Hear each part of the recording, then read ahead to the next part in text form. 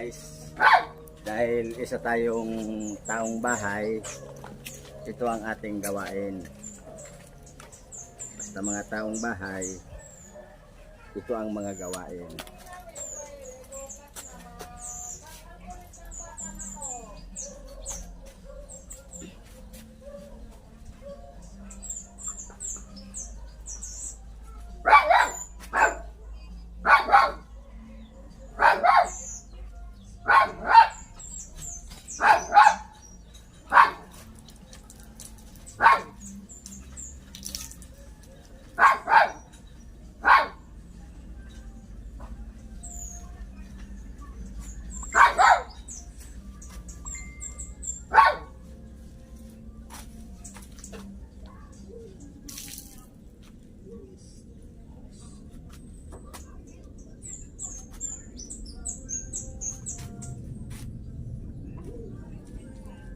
Yan ang gawain ng taong bahay.